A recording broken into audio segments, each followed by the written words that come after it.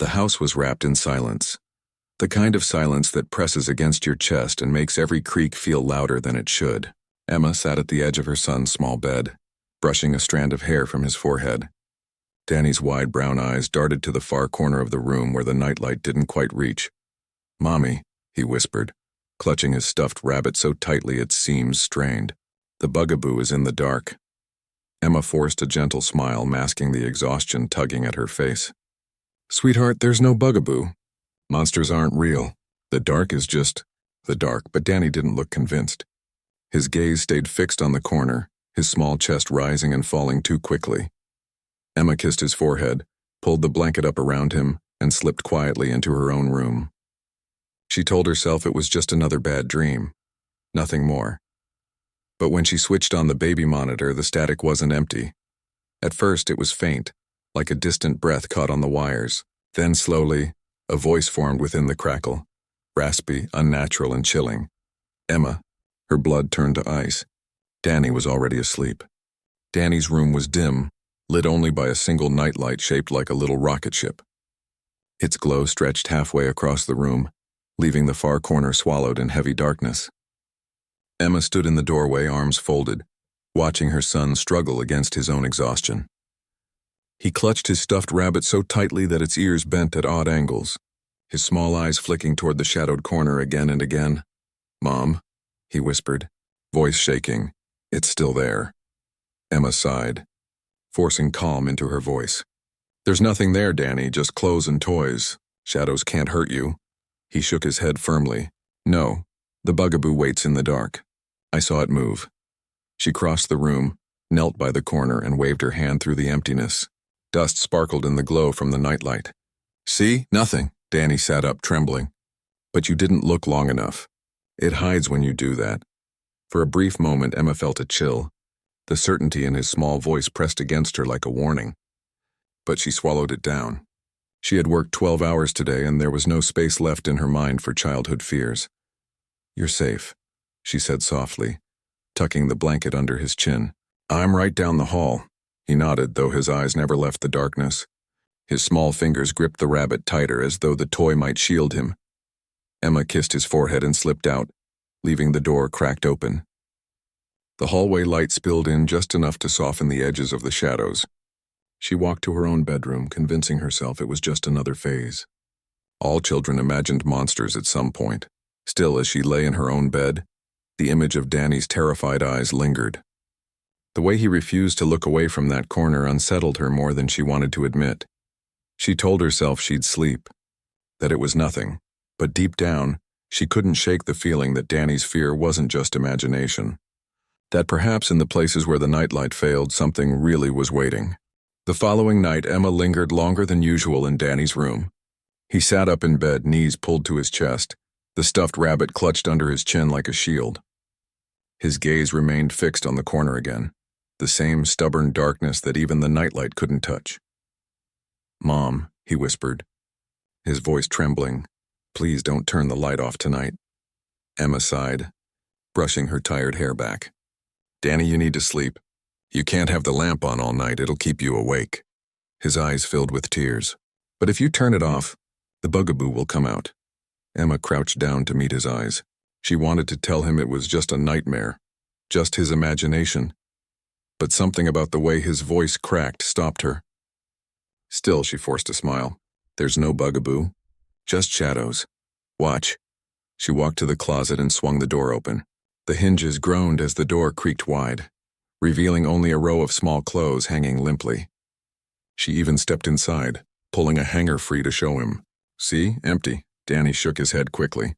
"It hides when you look straight at it, but when you turn away, it moves." His words sent an unexpected chill crawling across Emma's spine. She closed the closet firmly, pushing the thought away. "You're safe. I promise." But as she straightened, the door creaked behind her. Slowly, with a sound like wood straining under weight, it slid open again. Emma froze, her breath caught. Danny whimpered, pointing a shaking finger. "It's looking at me." Her eyes darted to the corner. For a heartbeat, she swore the shadows stretched, long, unnatural shapes crawling across the floor. But the instant she focused, the darkness was still, silent, harmless. She forced a nervous laugh. Old hinges. Just needs fixing. With a sharp push, she shut the door again, this time twisting the knob tight. Later that night, she lay in her own bed, baby monitor glowing softly on the nightstand. She tried to ignore the unease building in her chest. Then the monitor hissed. The static deepened, shaping into something almost like a whisper. Closer. Emma bolted upright, staring at the device. Danny was asleep. She could hear his soft breathing, but layered beneath it, something else was speaking. By the next morning, Emma's exhaustion was carved into her face. She hadn't slept, replaying the sound from the baby monitor over and over in her mind. That whisper hadn't been Danny's voice. She knew her son's tone, his breathing, every little sound he made when he dreamed. This was different. Low, deliberate, wrong. Coffee sat untouched at the table as she opened her laptop. She typed the word Danny had spoken so often. Bugaboo. Thousands of results appeared, some silly children's rhymes, others darker, older. Folklore from Europe whispered warnings from centuries ago. The Bugaboo, the site said, was a shadow that fed on fear. It hid in corners, under beds, inside closets, slipping closer when its name was ignored. Her stomach tightened. She closed the laptop with a snap, telling herself it was nonsense. Yet the memory of the closet door groaning open replayed in her mind. Too sharp to dismiss.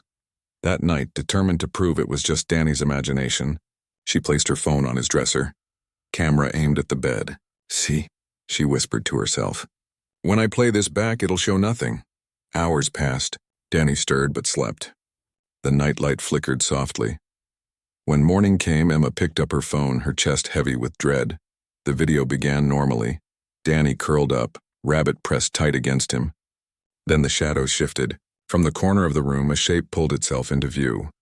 Long, skeletal limbs crawled forward on the floor. Its head was featureless, smoke-like, twisting as though it couldn't hold form. Emma's breath hitched. The thing crouched at the foot of the bed, staring at Danny's small body. Then, as if aware of being watched, it snapped its head toward the camera. The lens flickered, the screen distorting with static. A whisper, warped and low, bled through the speakers. Emma. The footage ended abruptly, the screen black. Emma dropped the phone, heart slamming against her ribs. This wasn't a child's nightmare. It wasn't her exhaustion. The Bugaboo was real, and now it knew she had seen it. That night the house felt wrong before the sun had even set.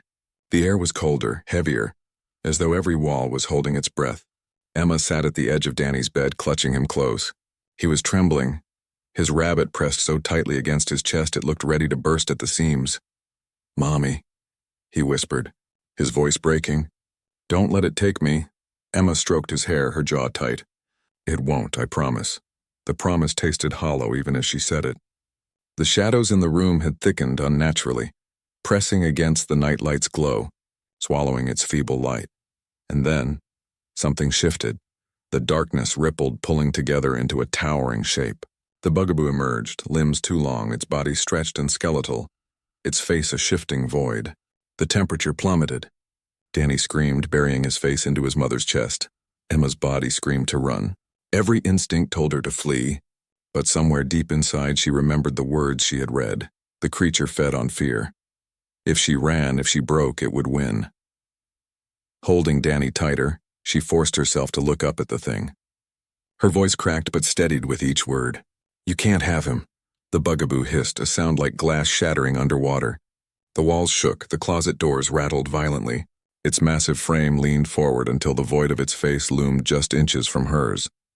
Emma squeezed her son tighter, whispering into his ear. "I love you. You're safe. Don't be afraid. We're stronger than it." Danny whimpered but clung to her, burying himself deeper in her arms.